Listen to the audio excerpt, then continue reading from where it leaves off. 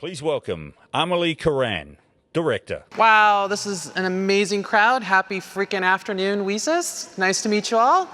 So my talk today is on the Cybersecurity Hobo code. This was actually originally a 15-minute talk at ShmooCon this year. If anyone's been there, you may have seen it online, or just may be lucky to actually be hearing it the first time around. But it's basically built on the Hobo code. And one of the things about that is that, much like our career space and trying to explain to other leaders, is that it's often misunderstood. But for you, as career professionals here in cybersecurity, or you're a hacker, or whatever you want to call yourself, this is a little guide, given now that I've been doing this, 27 years officially, 37 if you count back when I was hacking video games back in the 80s. So a standard disclaimer, I'm going to click through this really quick, so if you didn't catch it, there's going to be a quiz at the end, and if you forget it, you're getting kicked out of the conference.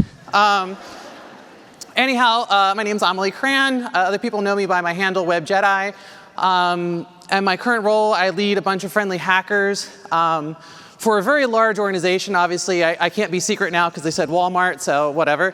But past roles, I've been a public sector professional. I was in for about a decade, working in various agencies in the government, and worked in the private sector where I'm at right now, and also academia. One of the folks here is actually a former coworker of mine, so we got to kind of connect backstage. But I basically try to either say you can Google me or LinkedIn, but I do stuff and I say things, which is what you have me do today. So I basically wanted to preface this as, what is a hobo? There's a lot of connotations about that it's not necessarily a great term. When I was getting this talk approved the first time around, having explained to people that a hobo is actually somebody who wants to work, as compared to a tramp or some of the other freeloaders that take place. And much like we do now in this challenging employment environment that we find ourselves in, we're also looking to work, extend our skills, our experience, and our path through life.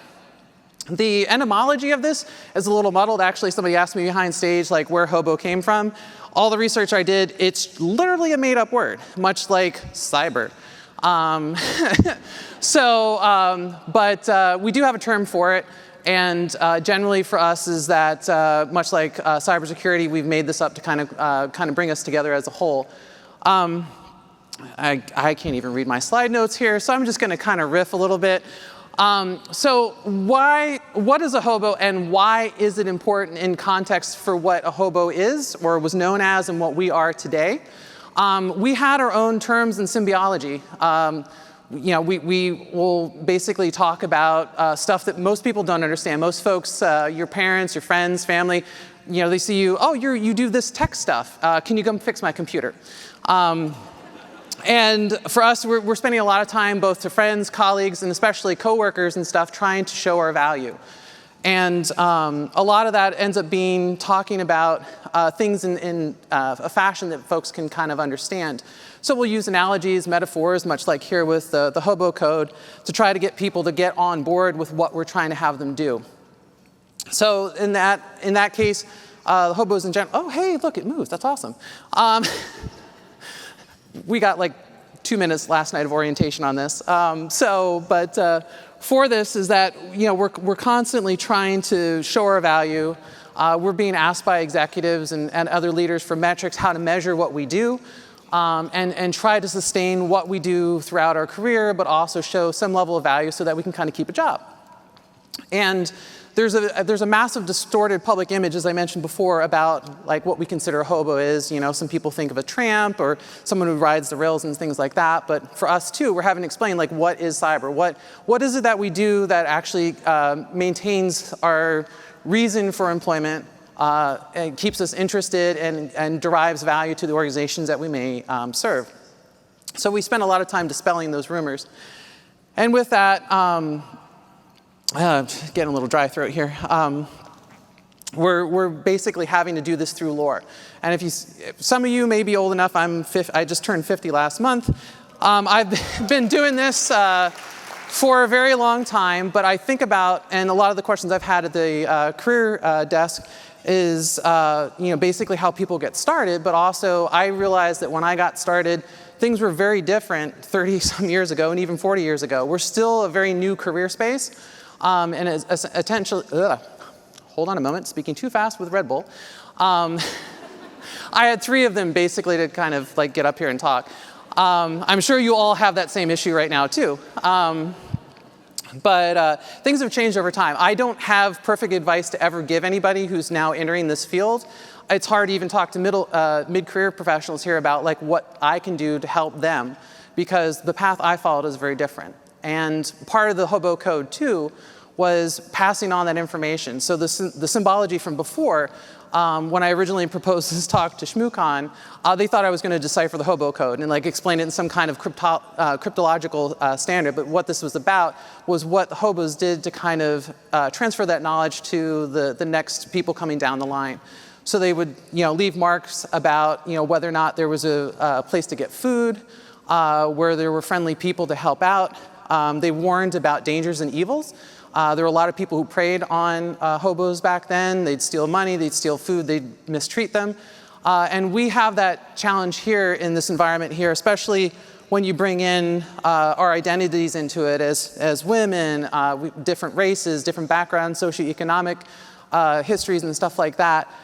And we have this challenge of basically trying to protect ourselves and share that knowledge to let people know, like, hey, I worked at such and such a place. The manager is really awesome. I really advise you go to them. We do this at the career fair, like, you need to talk to so-and-so.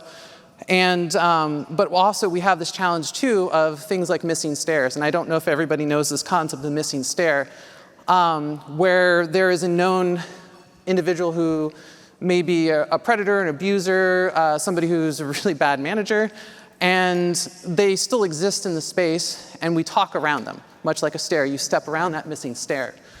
And part of that with the Hobo methodology was also letting people know about those warnings.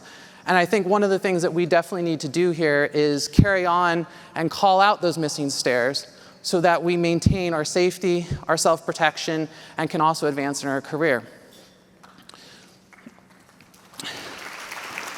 So don't be afraid to call out the bad stuff that you see, because it will help you, it will help others. And as you move on throughout your career, I've never been at a place probably longer than 5 years, but you need to leave those messages, those marks for others to let them know that this is where you should go and this is where you shouldn't go. One of the things I would also say is that, moving on to the next one, it is very frustrating to communicate our value. It's hard to establish yourself in your career when you're also having to do self-protection. It's fraught with roads. Your road is fraught with dangers and challenges, as I mentioned, missing stairs, but also trying to figure out like what's going to keep your interest. Folks want to come in. I'm currently director of one of the red teams. Folks want to come in and be a hacker immediately out of college. It's really tough to kind of get people to say, hey, let's build some skills and work at from there. My timer's off. Am I supposed to be off stage now? I'm going to keep rambling until someone gets the thing off here. But again, too, is also understand that you don't necessarily have to be an expert in everything.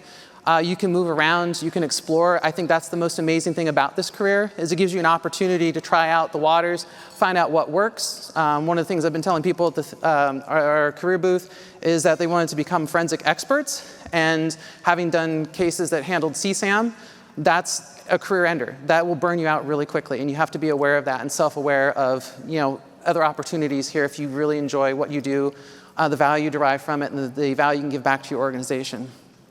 And one thing else to kind of summarize on this here is don't feel like you need to be an uber expert in everything. I've been around here, again, nearly 30 years.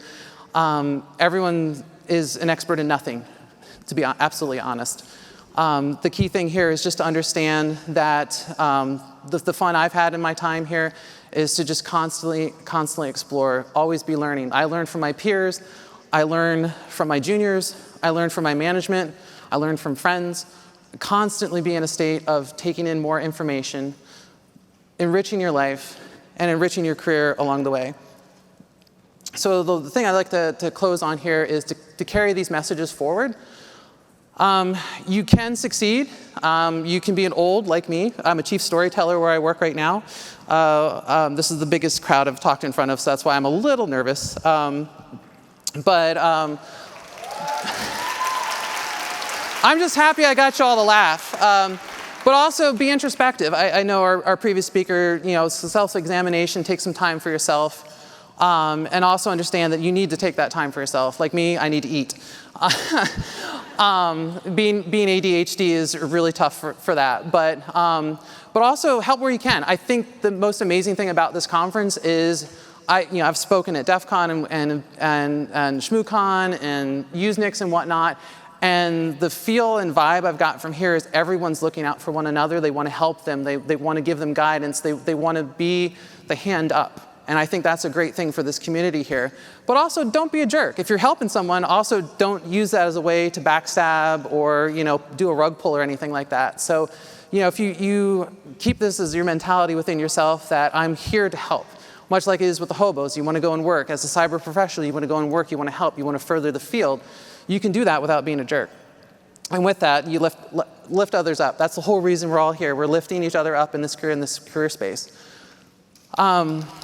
And as I mentioned too, as I'm a chief storyteller here, as I'm finding out that I'm an old, we just closed on like last week, someone was talking about ancient browsers and they're like, oh, text browsers. And I'm like, well, do you remember WiCyS and Gopher and Lynx and stuff like that?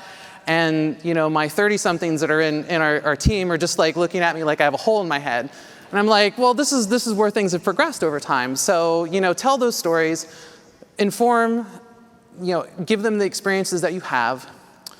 But the last thing here is to remember others. The last couple of years, as I mentioned, I'm an old. I've seen a lot of my friends disappear due to sickness, just natural causes, accidents, and so forth. So one of those things is if you do have an experience, you've made a friend, you've had an experience in your career, you have a good boss, you have a good coworker, and if they've left a good impression on you, remember them, but also pass on their lore and story. That's how we live, that's how we survive, that's how we proceed as good people. And much like with hobos, is the only reason we know about them is that they do have those stories. They left a code, they left their lore. Famous hobos in the past, we've had George Orwell, that's really relevant nowadays. Woody Guthrie, the singer, and who else did I remember that was, I had the list up there, but a lot of that experience there is, most of the authors that we know of today have that kind of randomness aspect of that, and we get to hear their stories because they're willing to share that lore. And with us here is just tell your stories while you're among friends here. They can carry that on with you. They can help you along your career and essentially keep what is this wonderful space that we've been lucky enough to actually see grow in the last 40 to 50 years for another 40 or 50 years. So thank you very much for your time and enjoy. I'm hoping everyone's gotten lunch, but take care.